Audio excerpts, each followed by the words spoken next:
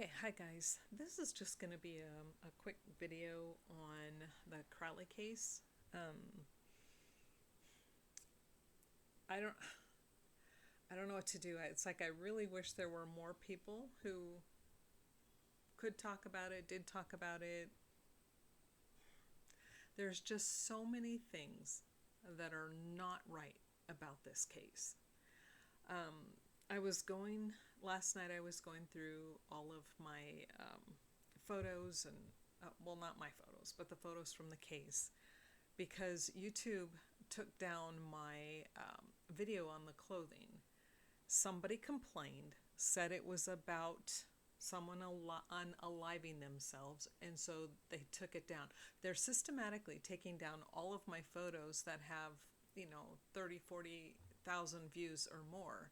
So the only videos you guys are seeing are the ones that have, if I'm lucky, 100 views, 20 views. I mean, I know I've heard so many people talk about the so-called shadow banning and stuff, but I mean, this is ridiculous. Every video that has been popular with you guys watching the case, they're just taking them down. And I can't even try to argue it or say, provide them proof of what they're saying is not true. They won't even give me that opportunity. They just take it down and saying you can't appeal this. It's done. We're taking it down and you can't have it back. So it's quite frustrating, because as you guys know, I, along with a lot of others, have spent 7 years. Well, for me, it's been since, 7 years, since 2017. Some people since the case started in 2015. And they're just taking all that work and tossing it for whatever reason may be. But when I was going over the photos from the medical examiner, not the medical, yes, the medical, I'm sorry, medical examiner, and it was the clothes that everyone was wearing. Now, when I did the initial video, it was just David's clothes and Kamel's. I didn't include Ranya's. I just don't feel comfortable bringing in a child into this. We all know there was a little 5-year-old girl in this as well. But, I mean, you guys, I will die on this hill, just so you all know. I am not convinced anymore that that is Kamel on that floor. We have photographic proof of what her tattoo looked like. We also have photographic proof of what the tattoo was on the female body in the morgue that they're saying is her. They don't match at all. So, you know, when you have an entire tattoo that takes up like the whole side and, the and then they don't match, you can't convince me it's the same person. So I am no longer convinced that it's Kamel. I'm questioning whether it's David. Now, I can still maybe be convinced that is David on the floor. Greg and I, Greg Fernandez Jr., if you guys, those who follow the case know. We go back and forth, like discussing it back and forth a lot. And we were talking last night, and he goes, well, I could still think, and I think I'm 50-50, and I'm like, okay, that's kind of like where I am at with the male on the floor and a child. I don't know what to make of this case anymore. As we all know, there is no bullet that was found by anyone. The bullet that killed David is not in the evidence. The bullet that killed Rania, I'm not convinced is in the evidence. There's one bullet that has her DNA on it. However, it is shiny, it's clean, and it's the same bullet that rolled out of the carpet when the cleaners were cleaning up and rolling it, and it rolled out and landed on the floor. So in my brain, I'm like, okay, that was just one that, I picked up her DNA because it rolled through the spot where she was lying. It's what makes sense to me. Because the ones that killed the Kamel, those have hair, it has tissue, you see that it actually went through somebody's head. So, and Ranya's blood is missing at the scene, David's blood is missing. not there. Okay? How do you have 3 people, 4 headshots, and only one person's blood in the entire house? The only place where David's DNA and or blood were found along with Ranya's was a small spot on the gun, a small spot on that one bullet for Ranya, and on the knife. And the knife, it was just, they had to swab it, right? They didn't find, like, it wasn't full of blood or anything, but they found it on the swab. And they had to then, when they're doing these DNA samples, they had to keep, I can't think of the word. Sorry, brain fog. Where they keep replicating. They're replicating the DNA over and over and over because it's so minute that they finally, after so many hundreds of replications, they finally get enough of a profile to say, okay, it belongs to them, but we don't know who else it could have belonged to, but we know there are more contributors. The blood doesn't match up. The DNA doesn't match up. The tattoos don't match up. And now, last night when I was looking at the clothes, the blood stains on the clothes from the ME's office, the photographs we got from the ME's office, versus the photo we have of them on the ground. And I'm not going to share that with people. I mean, there are places where you can find that. Look up Greg Fernandez Jr. I think he has that photograph on his website. What is it? The gray stage. So please don't ask me. I'm not going to share it. But when you compare the blood stains from the clothes in the ME's office to the clothes on the bodies on the floor, I mean, they look the same, but the blood stains don't match. Why? Tattoos don't match. Blood stains don't match. Missing blood. I don't know what's going on with this anymore. There's proof that after the bodies were on the floor, and they were found, and again, you can't convince me it's Kamel. I don't believe it at all. At all. It's in my head, nope, that's a body double on the floor for her. But you see the blacklight report, and you see the bodies were located January 17th, and on January 14th, so clearly these bodies were already deceased. And that's another thing too. David died first. His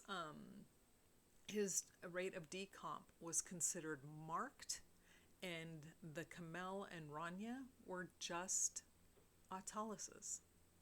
David had marked autolysis. They had autolysis. Now, there are degrees of autolysis, and marked is more advanced than just autolysis. So the David on the floor died first. And, so we've known all along that whether that's David or not, there's proof within the evidence given to us. He did not do this. This has been presented to everybody I can think of, and nobody gives a iota. Nobody cares at all. So there's an active cover-up and an active lack of concern. So why? I don't know. I have no idea. So if you guys have some theories, I'd be interested in hearing it. But again, why don't the clothes match? Why don't the blood stains on the clothes match now? And there are 3 separate areas. Now, if you go and you can find the Tony Floyd photographs from the medical examiner's office, I want you to look at 4 distinct photographs. That's of the corset, David's long-sleeved white shirt, David's boxer shorts, and hold on, let me think. And the sweatpants, David's sweatpants. You will see that the blood on the white strip on the right side of the pants doesn't match up. You'll see that the blood stains on the boxers don't match up. The corset, is it even the same one? The blood on that doesn't match up. The shirt, the white shirt that David had on in the photograph, he had 3 shirts on. He had a black wife beater, he had the white long sleeve shirt, and then he had a gray shirt on top of it. Now, in the photo, it's the David, right, is got the left arm out. And you see, like, from this area, from here to here, so it's a good chunk space, right? It is bright white on the floor. So blood completely soaked, and then gray, so it's gray, you can't really tell in the photograph, but you see from this part down here, completely soaked in blood. Bright white. So there wasn't blood here. You look at the shirt from the ME's office, soaked. The entire sleeve. From here, entire thing, completely soaked in blood. Why? The boxer shorts in the photograph, you see from the very front on the right side to all the way over here, the part that's hanging out over the sweatpants, clean as a whistle. You look at the boxer shorts from the ME's office, and it's soaked in blood. It should have been visible, but in the photograph, but it's not. You look at the corset. Now, the corset in the photo from the ME's office, it looks like it's kind of straight on the bottom. And on the female body on the floor, you see where it kind of does this. So there's kind of like a little wave pattern. You don't see that wave pattern on the corset. And then when you're looking at the right side, you see some blood spatter down at the very end. You look at the corset from the ME's office, there's no such blood spatter.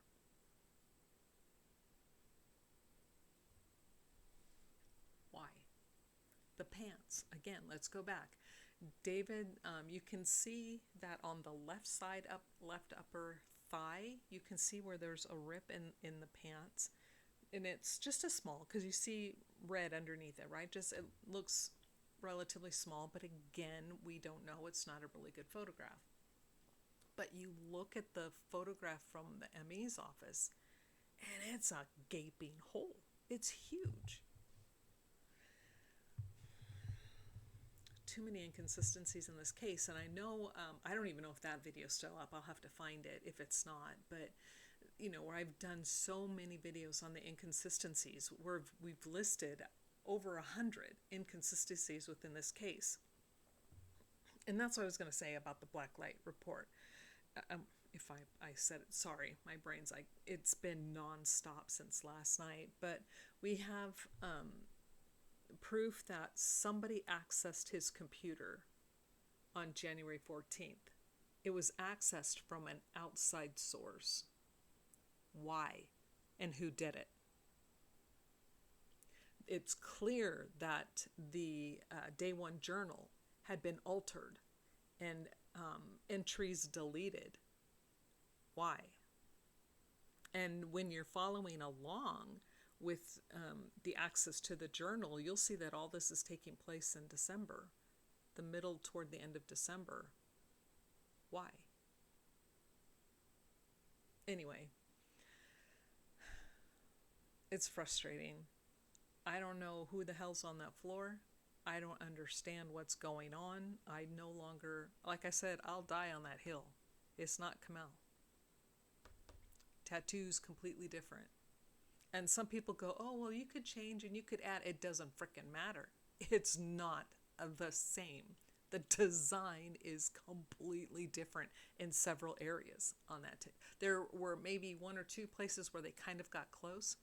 The rest of it doesn't matter. The tattoo on the David's arm doesn't match up either. Now, could that be due to body swelling due to decomp? Maybe. It's the only reason I haven't completely said I'm going to die on that hill too, because that's why I'm still, but I'm not even convinced it's that family anymore, folks. But I don't know who it is. I don't know why it is. I have no clue. Not any at all. So that's why I'm not really doing anything on this case anymore. I no longer feel like it's a prudent thing to do. So this will probably be my last video on this for a long time, if ever.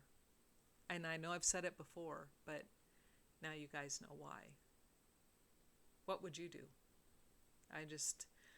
I don't know. Is it a government psyop? Is it a red flag? Is it a red herring? Is it a big joke? Was it to, because David found information out? Because as we know, during the so-called COVID epidemic, that a lot of the things that David covered in his scripts and in Gray State came out. It was happening in real time. So, I don't know. But again, I just don't feel like it's prudent, and I no longer feel like it would be a smart decision to continue down this at all. Everything we've found and everything I have seen and have discovered does not lead me to the path that this is the Crowley family on this floor.